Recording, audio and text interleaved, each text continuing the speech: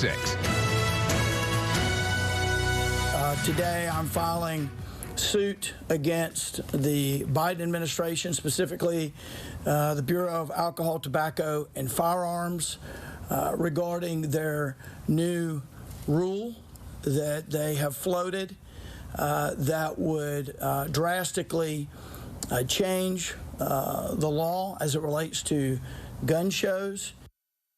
Tonight, Arkansas is part of a 21-state coalition challenging the ATF and its efforts to crack down on the so-called gun show loophole. It's in response to a rule approved by the Biden administration earlier this month requiring anyone who sells firearms to have a license.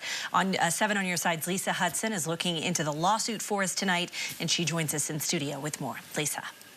Well, Beth, Chris, the previous rule regarding firearm sales allowed hobbyists and collectors to sell at gun shows without a license, what the Biden administration called the gun show loophole. Now, this new rule hopes to close that loophole, but according to Attorney General Griffin and 20 other states, this rule doesn't clarify anything, and frankly, it's illegal. The law has a lot of discretion in it. The new rule, in addition to being illegal, is still not clear. Attorney General Tim Griffin filing suit against the United States Department of Justice and the Bureau of Alcohol, Tobacco, Firearms, and Explosives, calling the president's action to enact the new rule requiring a license to sell any firearm a violation of the Second Amendment. It's illegal because this sort of change in the law should have to go through the Congress. And the fact that you can't get it through Congress does not change the constitutional mandate that you follow the process. 20 other states joined Arkansas in the suit.